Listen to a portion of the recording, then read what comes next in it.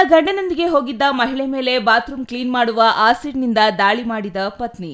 ಮಹಿಳೆಯ ಮೂಗು ಹಾಗೂ ಬಾಯಿ ಮೇಲೆ ಆಸಿಡ್ನಿಂದ ಗಾಯಗಳಾಗಿದ್ದು, ಕೋಲಾರದ ಆಜಾದ್ ನಗರದಲ್ಲಿ ಘಟನೆ ನಡೆದಿದೆ. ಮುಸ್ಕಾನ್ ಆಸಿಡ್ ದಾಳಿಗೊಳಗಾದ ಮಹಿಳೆಯಾಗಿದ್ದು, ಆಯೇಷಾ ಎಂಬಾಕೆಯಿಂದ ಆಸಿಡ್ ದಾಳಿ ನಡೆದಿರುವ ಆರೋಪ ಕೇಳಿಬಂದಿದೆ. ಆಯೇಷಾ ಪತಿ ಶಬಾಜ್ ಜೊತೆಗೆ ಕಳೆದ 3 ತಿಂಗಳ ಹಿಂದೆ ಮುಸ್ಕಾನ್ ಪರಾರಿಯಾಗಿದ್ದಳು ಎನ್ನಲಾಗಿದೆ.